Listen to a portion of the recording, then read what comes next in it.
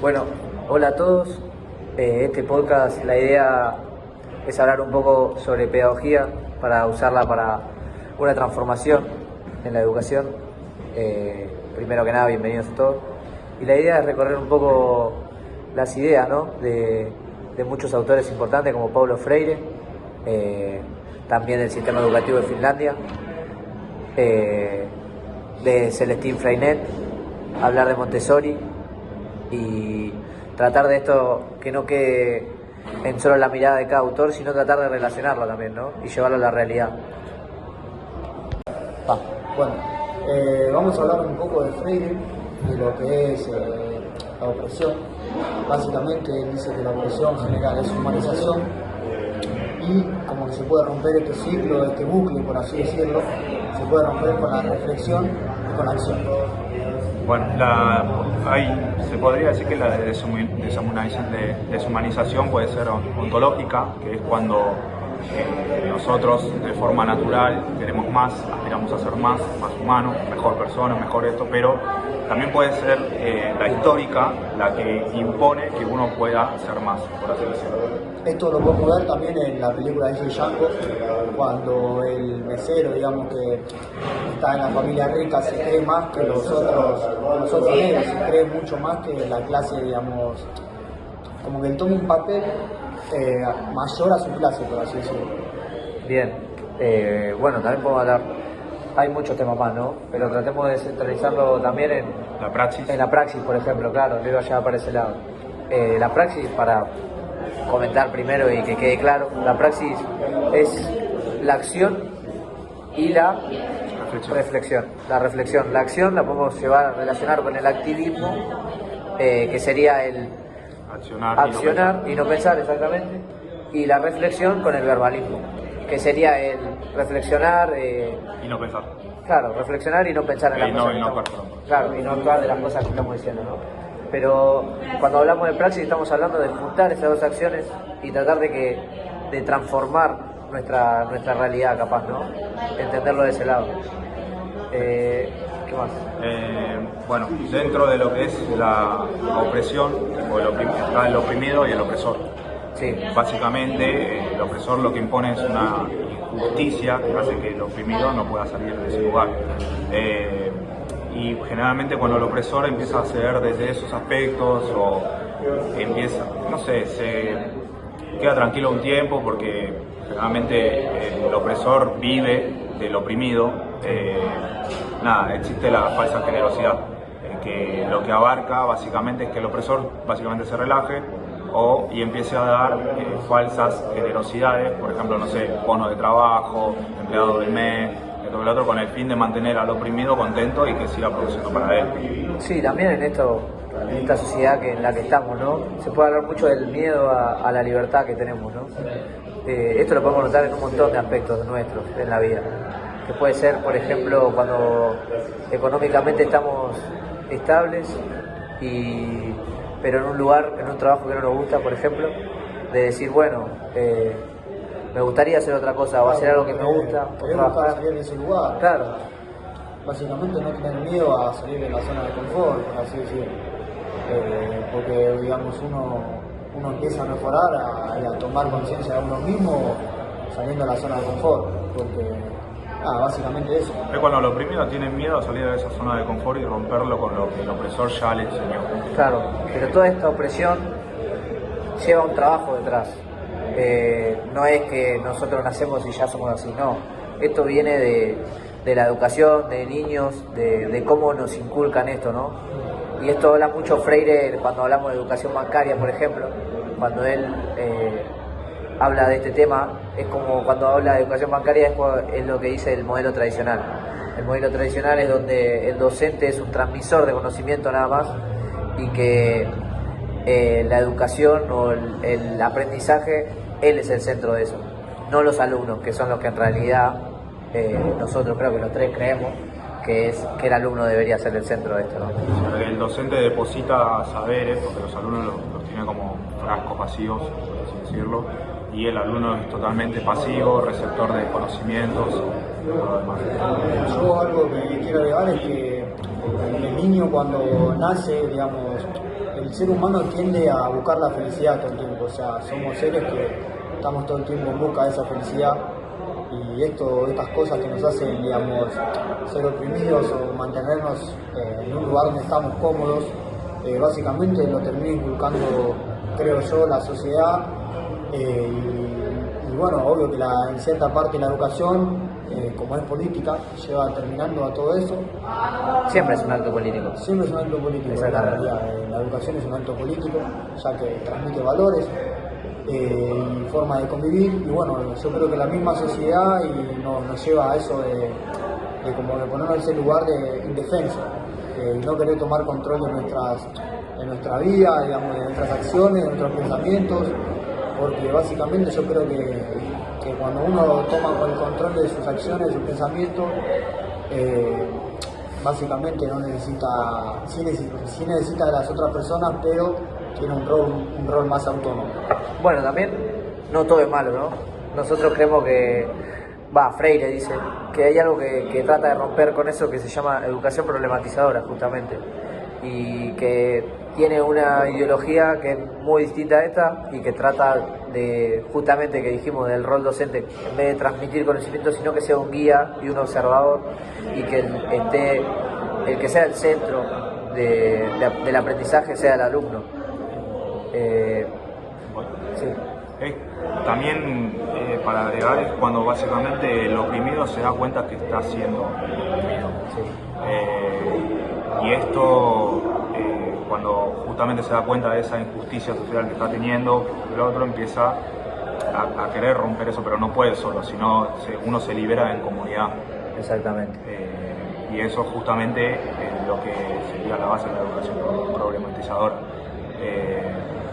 Después ya sí, pero claro, para dar esto en el documental de la educación en movimiento, justamente un ejemplo que podemos dar es en Santiago del Estero hay una escuela rural que justamente trata, ¿no?, de ser un poco de esa educación problematizadora de la que hablamos, ya que en esta escuela, en este contexto, ¿no?, en donde están, en donde viven, el agua es limitada, ya sea hay una escasez de agua, y ellos tratan de, en sus clases, darles a la gente de esa comunidad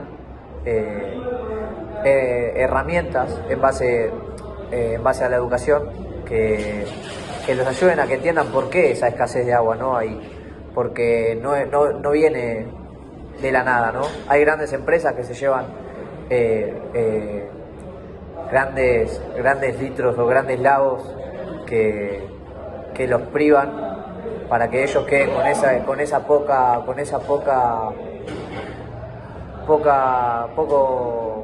no sé cómo decirlo, poco almacenamiento, poca agua que tienen, ¿no? Nada, quería dar ese ejemplo para que quede claro también. Bueno, temática 2, para seguir con esto, ¿no?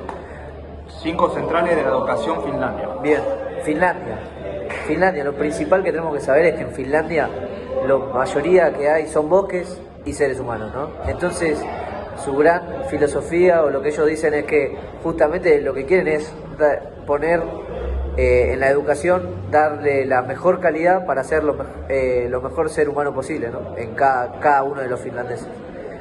Para justamente eso es lo que ellos tienen, una educación que se ve también como una de las mejores educaciones en el mundo, y esto también es gracias a que es un modelo educativo con muchas diferencias al tradicional que tenemos acá. Una de estas puede ser justamente la equidad, ¿no? Allá toda escuela es pública, toda escuela es gratis, entonces ya es un cambio enorme, porque económicamente ellos no ven la educación como un negocio, sino que ven la educación como un desarrollo global en su país. Yo además quiero agregar que ponerle esto que tiene, que es gratuita y es para todos, seas rico, seas pobre, diferentes clases sociales van y tienen la oportunidad, tienen todas las mismas oportunidades. O sea, es decir, no se negocia que por más que seas una clase alta,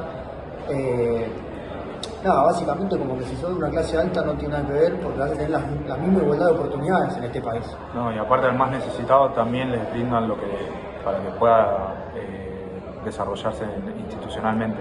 El gran foco de Finlandia básicamente es la educación y los niños, porque los niños son el futuro, son el cerebro del futuro. Exacto. Y Finlandia se quiere potenciar, quiere ser una de las potencias mundiales, y para eso saben que tienen que invertir en la educación.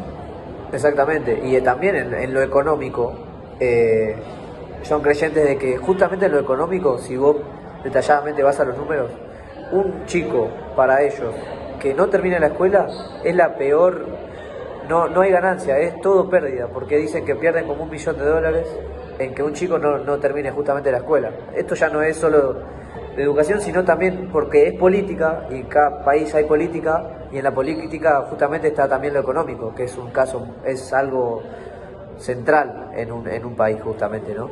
Bueno, además quiero agregar que a diferencia de acá, en Finlandia van muy pocas horas a la escuela.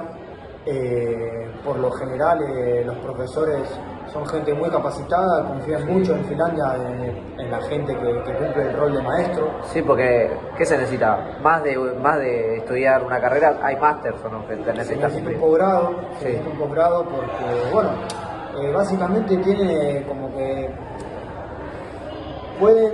pueden dar clases sin que nadie lo esté observando. Sin No que tienen nadie- currículum, Claro. o tienen libertad absoluta, tienen autonomía para poder Sí, para poder dar la clase. o Para sea, poder dar la clase. A ver, básicamente lo que pudimos ver en el documental, un poco la verdad la conferencia, es que en Finlandia muy poco por ciento de las personas logra ser profesor, ya que se busca la excelencia, por así decirlo. O sea, se Totalmente. busca lo mejor de lo mejor, porque como decía Pato, quieren que los alumnos, las personas que salgan de la escuela, sean personas... Eminencias. Exactamente, o sea, personas muy capacitadas. Es que a los profesores allá los tienen como eminencias, o sea, como un rango de alto prestigio. Más que nada por sus altos conocimientos, porque forman alumnos de alto nivel y que tienen libertad absoluta para poder, o sea, no tienen ninguna supervisión política. Tomo lo que vos me dijiste de libertad y lo traigo justamente porque la libertad está en todos lados en las escuelas de allá. Porque podemos ver que hay asambleas, que en la asamblea no es que hay un director y que el director lidera y toma decisiones en base a la escuela que afectaría a todo lo demás, sino que no, hay asambleas que cada uno tiene, cada alumno, cada director, cada profesor es parte, ¿no?, de esa decisión y tiene el derecho a votar como uno más, y cada voto cuenta lo mismo. Eso es a lo que vamos. Entonces, la libertad no está en todos lados, digamos, en la escuela. Se inculca de todos los sectores posibles. Acá el rol del alumno básicamente es activo, es participativo y es autónomo. El profesor le brinda las herramientas, no es que es un facilitador del aprendizaje y lo acompaña y lo guía. O sea, ¿qué quiero decir? No sé, no es la típica educación que vos entras al aula, te sentás en las mesas, Sí. en forma de hilera y te quedas callado y escuchás al docente, sino todo lo contrario, ves distintas formas de enseñanza, distintos contenidos en los cuales por ahí tienen más de 2 opciones de resultados. Claro. Bueno, un ejemplo de eso, por ejemplo, que dicen en la conferencia, es que para enseñar matemáticas se usa la cocina. Claramente para enseñar la matemática o una receta se usa justamente eso, la cocina, porque hay chicos que capaz con el estar conectado a otra actividad que es más divertida o más placentera, les puede parecer más entretenida, es donde encuentran ese aprendizaje, ¿no? Entonces no es solo esas clases de áulicas que vemos acá, sino también es eso, ¿no?, de otro tipo de actividades que ayuden a que el alumno se interese. Bueno, algo que quiero agregar de eso es que lo que decía Pato, básicamente allá es como que se hacen proyectos en la escuela donde No hay exámenes. Claro, Son no hay proyectos. exámenes, son proyectos Y que encima, básicamente interdisciplinarios. exactamente.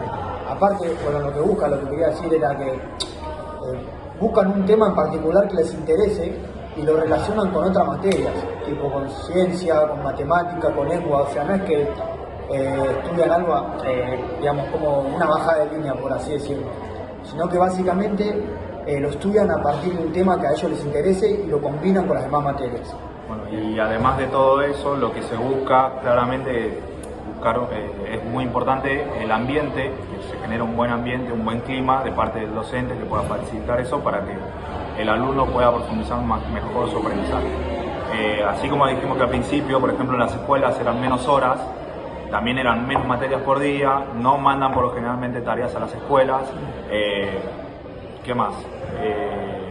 Hay recreos cortos. Recreos largos, más largos. Aprenden en comunidad a medida, no es que solamente se quedan con un solo criterio, sino que van surgiendo otras cuestiones y van aprendiendo en conjunto con sus compañeros.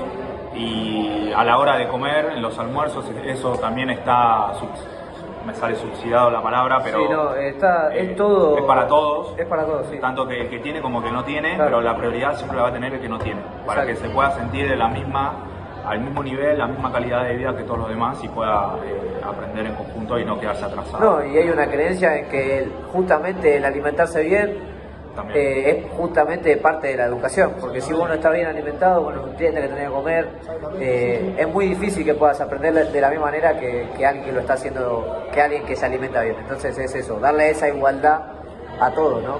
De los que estudien ahí tengan ese derecho a estar bien alimentados para poder seguir con sus actividades. Incluso también me acabo de acordar que es social, porque incluso docentes que están haciendo el posgrado y la maestría, pueden ir, no solamente los docentes, también las familias de los niños y todo, pueden entrar a las aulas y ver lo que les enseñan a los hijos.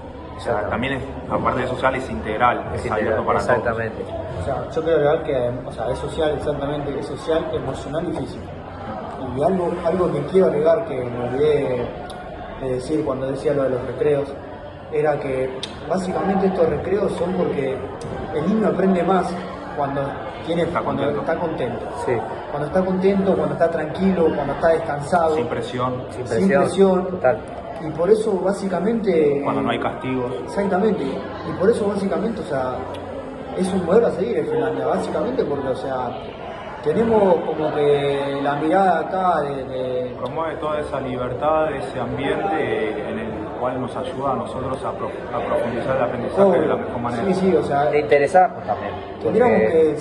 Tendríamos que, digamos, la mayoría de las escuelas en América deberían seguir este modelo de paso, ya que Finlandia, muestra de que sin tener una bajada de línea de algo tan, digamos, ¿cómo lo puedo explicar? Como algo obediente, sí o sí es así. Hacerlo así porque sí. Claro, memorizar, todas esas cosas, el pensamiento de las cosas rígidas, los castigos, todo eso no es una forma buena de que los niños aprendan. No terminás de aprender a ser crítico. No terminan siendo críticos.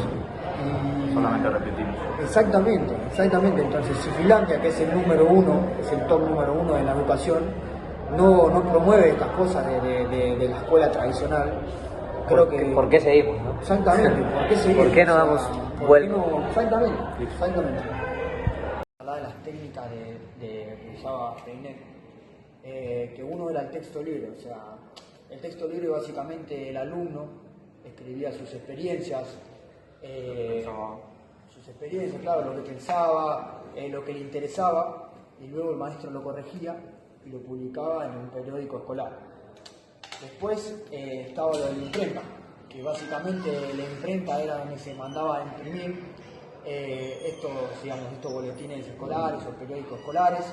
Esto ayudaba, a que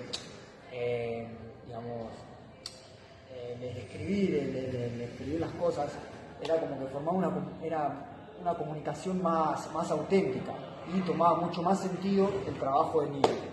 Claro. Después tenemos lo que es el diario, que básicamente acá se hablaba de que, se hablaba de lo que decía cotidianamente en el aula, ¿ok? Esto servía para que el niño tenga un sentido de pertenencia y de esta forma poder reflexionar de lo que pasaba en el día a día y tener una memoria colectiva. Después, por último, siguen los ficheros escolares. Los ficheros escolares básicamente eran material de estudio donde los niños lo elaboraban ellos mismos y estudiaban autónomamente. Después tenemos lo de la asamblea de la clase, que básicamente eran espacios de diálogo donde los chicos discutían sobre las normas, resolvían problemas y también Se tomaban decisiones. sí, se tomaban decisiones, pero también era como que organizaban el tema del trabajo. Sí. Por último, quiero agregar que para mí lo más importante, diría yo, es la correspondencia interescolar.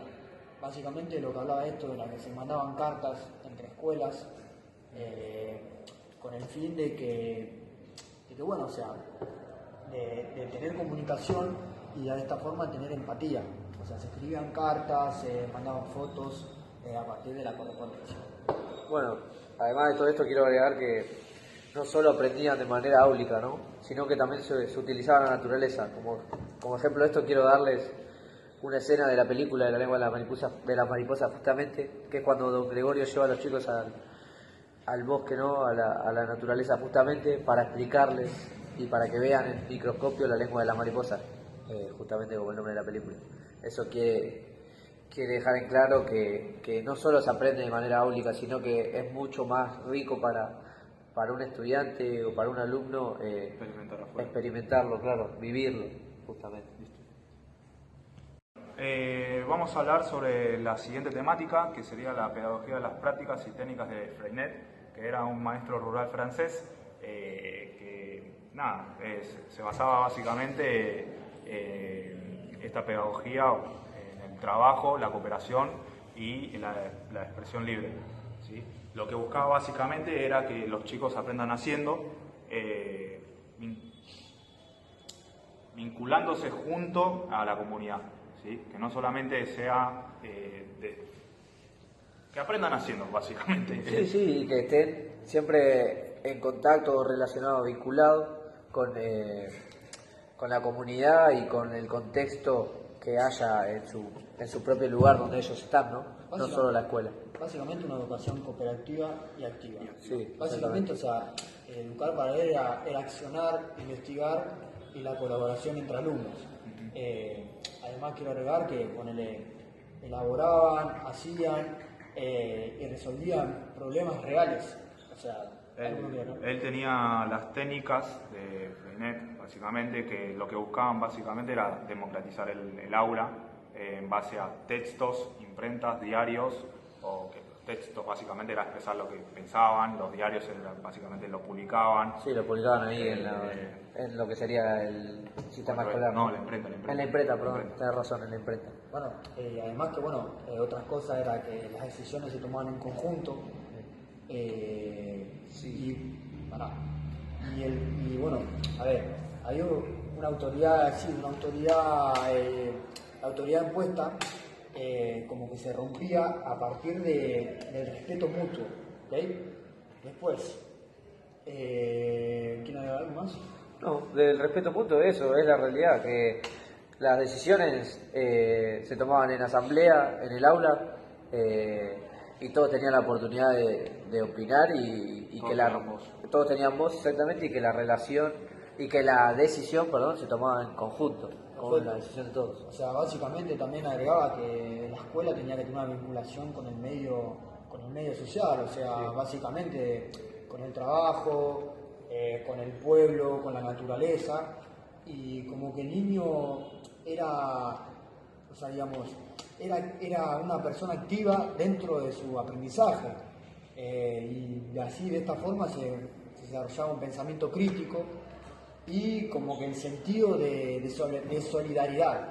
Sí, bueno, esto lo podemos ver en la película de La lengua de la mariposa. Justamente te tomo lo que habías hablado, de que tiene que estar vinculado con lo social, con el contexto en el que está. Claro, con el medio. Con el medio, exactamente. Cuando vemos en la película que en esa España de ese momento era una España que estaba sufriendo casi una guerra civil, ¿no?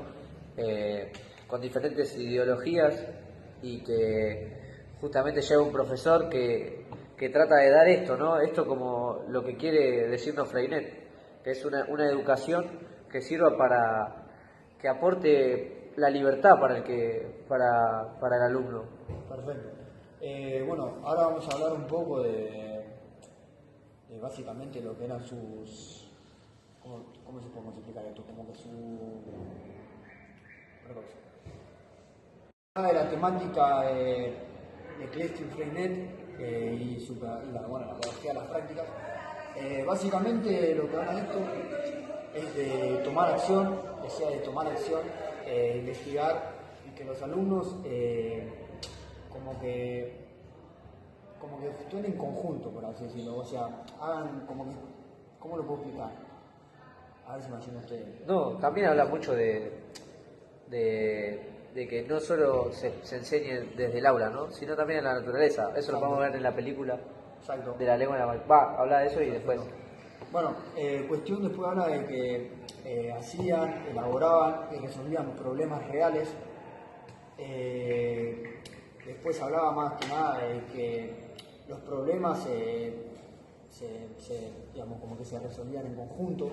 De forma cooperativa. De forma cooperativa. Que todo problema del grupo se resolvía en el grupo. No exactamente, y que la autoridad impuesta digamos, como que se promovía con el respeto mutuo. Exactamente. Bueno, después básicamente hablaba que, digamos, el lenguaje, la escritura y la creatividad eran ¿cómo lo puedo explicar? Era como que eran elementos de libertad, digamos que eran de libertad y de autoconocimiento. Y a ver, ¿se puede poner? Sí, no, eran elementos justamente de libertad porque motivaba, no sé si motivaba, pero daba a los alumnos cierta autonomía y cierta manera de pensar que hacían que ellos saquen o se interesen, ¿no? por lo que están estudiando, no solo de justamente lo que te venía diciendo, que no sea algo áulico, sino también que sea una experiencia con el afuera, exactamente, de forma de la naturaleza. Bueno, después, digamos, el rol del alumno acá era como que el alumno era como testigo de su propio... Ahora vamos a hablar de la temática de pedagogía científica y Montessori. Bueno, básicamente Montessori era una médica, una pedagoga italiana. Una de las primeras mujeres en recibirse. Era la primera mujer en recibirse, que bueno, creó un modelo pedagogo básicamente en autonomía, libertad y la educación, a partir del aprendizaje.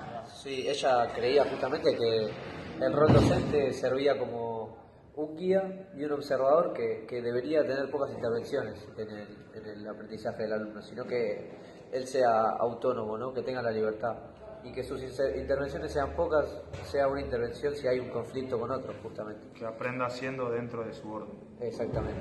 O sea, básicamente era el pensar y el accionar libremente.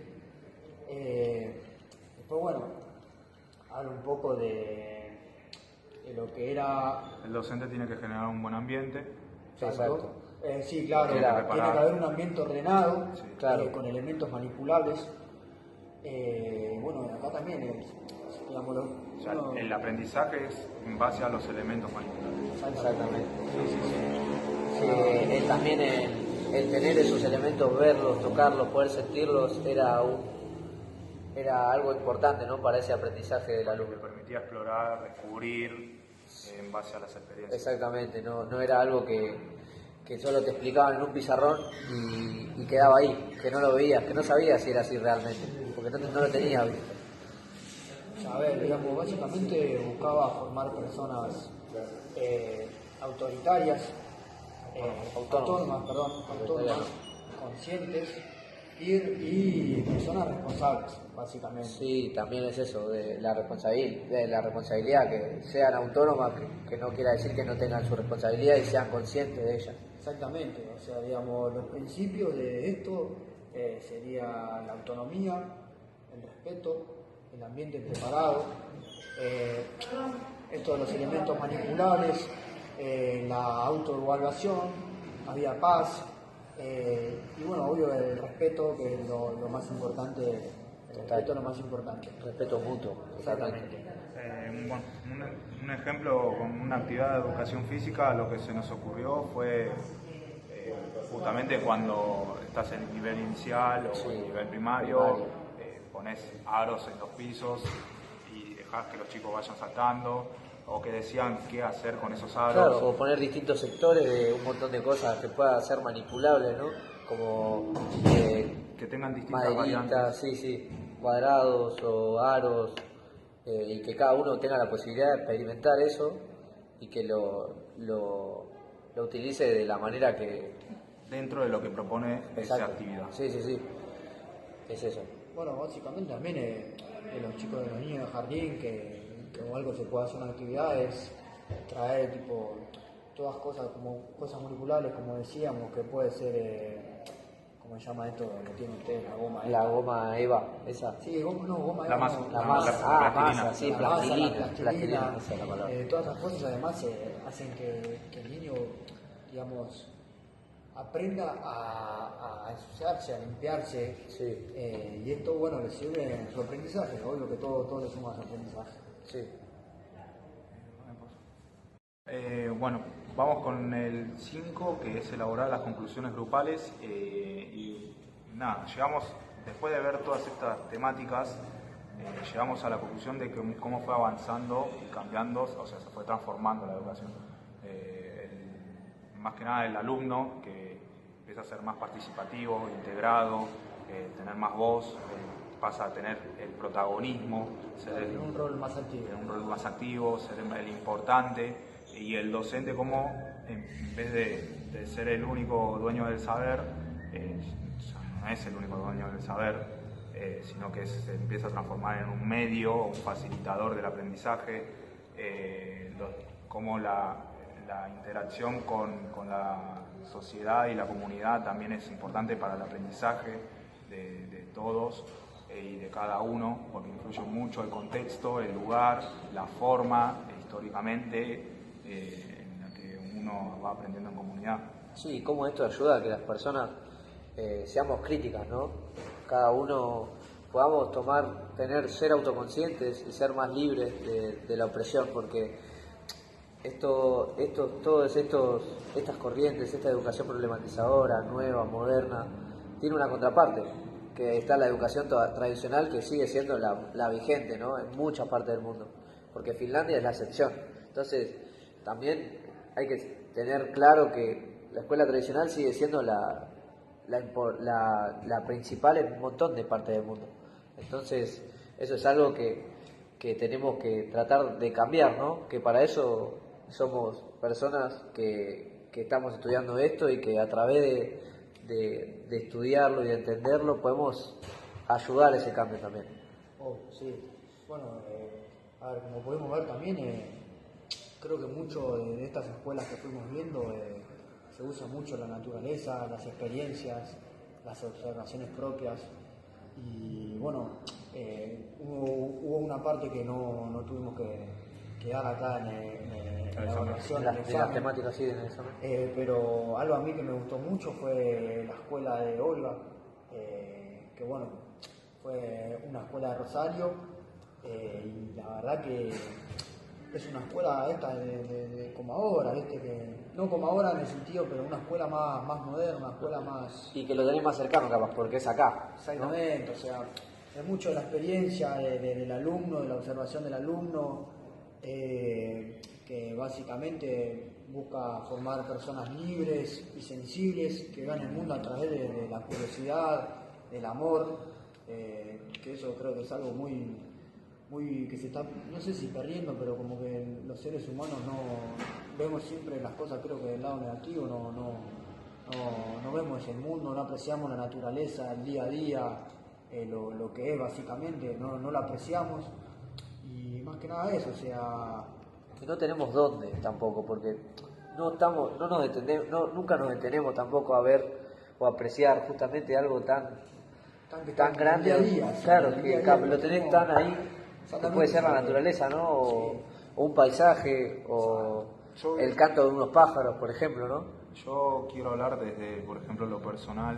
Yo tengo 27 años, hace 8 años no estudiaba y me pasó mucho esto de que estoy, no sé cómo decirlo, para mí es muy importante entender que influye mucho la transformación en la educación. A mí me pasó, yo lo siento así, me pasó mucho, yo era una persona que me consideraba ignorante y que gracias a esta materia me hizo entender que ser más flexible, más sí, abierto. sí, más abierto, más flexible, también fomentar ese interés, esas ganas también de aprender y que hay de otras cosas, otras formas de también yo poder explotar esa mentalidad. Pensarlo, totalmente. De ver que no haya una única forma. Claro, es muy importante también trabajarlo en comunidad, eso es muy importante porque te permite justamente salir de esa enseñanza tradicional, de esa opresión que hubo de solamente memorizar y aprender y... Sí, el castigo y todo eso. Y sos vos y nadie más que vos, que dependés de vos mismo. Y volverte crítico, tener opinión propia y también de poder vos tener las herramientas de poder pararte de otro lugar y no solamente... Sí, más que nada salir de la opresión del mundo, por así decirlo. O sea, porque digamos la escuela tradicional, por así decirlo, está creada para mantener el cuerpo estático y formar personas obedientes. Sí, que sigan ¿cómo se dice? Como que sigan el orden mundial, digamos. Claro, el paso a paso. Sigamos siendo... Claramente, o sea, porque si vamos a ser sinceros, a nadie le conviene, a las grandes empresas. A las grandes empresas no le conviene que las personas sean críticas, que sean autónomas. Que piensen el por qué, ¿no? Claro, que tengan tengan creatividad, porque, o sea, digamos, si uno es creativo, o sea, si tiene nuevas ideas, nuevas formas de ayudarle al mundo, hacerle bien al mundo. Deja de ser el oprimido. Exactamente, o sea, uno deja de salir de, ¿cómo te puedo explicar? De esa inconsciencia también, ¿o no? Sí, de la sombra Claro. de eso, de ser el oprimido, o sea, porque era como digo, o sea, a nadie le conviene. Es muy importante poder llegar a tener a ser un crítico, una persona crítica, porque te hace tomar conciencia ya de otro punto de vista.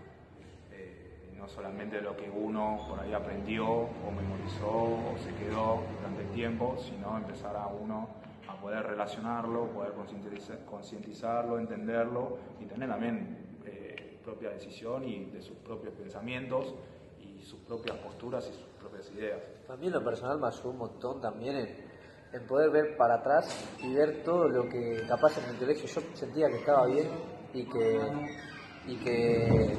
no era como yo pensaba, ¿no? Que capaz la escuela tradicional era lo único que había para mí y que esto me abrió el lugar a nuevas opciones, nuevas puertas, para un montón de cosas, ¿no? Y para entender cómo se puede trabajar de una mejor manera. Obvio, y bueno, y tener un modelo de lo que es la educación finlandesa, o sea, volvemos a repetir, o sea, a los niños les gusta ir a estudiar, les gusta ir a aprender. Una educación que te motive, que te proponga, que te brinde. Y que te guste, que te interese, porque o sea, como en Finlandia es lo de Summerhill, perdón, que no lo hablamos acá, pero que Summerhill es parecido y que se busca justamente Nick Nate, que es el creador de esto en Inglaterra, lo que busca es justamente el interés y el aprendizaje de la felicidad del niño. Claro, o sea, digamos, la lema del colegio es que la felicidad es el mejor clima para aprender. Para aprender, y totalmente. Tener libertad, pero con responsabilidad. Claro, que no sea un libertinaje, que eso es otra cosa, ¿no? El ser libre, pero sin estar consciente de tus consecuencias, ¿no? De lo que puede llegar a pasar al otro o a vos. Obvio, y además no enseñar por obediencia, sino porque a ver, el aprender, el deseo de aprender se forma a partir de la libertad, no del miedo, de la obediencia, ¿ok? Claro. Entonces, bueno, básicamente es eso. Creo que cerramos todo, hablamos todos los temas, trajimos lo de Summerhill. Espero que se haya entendido, le metimos toda la onda y creo que volcamos todo lo que más o menos estudiamos, que nos interesó también. Así que nada, era el cierre final de todo esto. No, y algo que quiero agregar antes que nos vayamos, nada, está muy bueno esto porque obvio que nos deja como el día de mañana nosotros podemos dar nuestras clases, siendo profesor de educación física, no solo con la escuela nueva, escuela moderna, la escuela finlandesa. La verdad que gracias a los documentales, a todo lo que vimos, nos sirvió para el día de mañana ver cómo podemos dar una clase que no es un profesor adelante y que nuestros alumnos estén viéndonos, sino que podemos buscar formas recreativas, como Tener relación con ellos. Que interese lo que estamos haciendo. Buscar que bueno, algo que no se ve muy común acá, o por lo menos que yo no lo vi de mi lado de a veces ver el alumno, buscarle ese deseo, romper ese paradigma, por así decirlo, romper eso que tenemos tan implementado. Que sigue. Exactamente, que sigue pasando. Sí. Y como dije cuando estuvimos hablando de la educación finlandesa, si Finlandia es uno de los mejores, si es el mejor en la educación, ¿por qué no tomarlo y seguirlo igual a igual, ver sus valores, ver lo que enseñan, lo que le quieren transmitir a los niños? ¿Por qué no tomarlo, no? Nos vemos.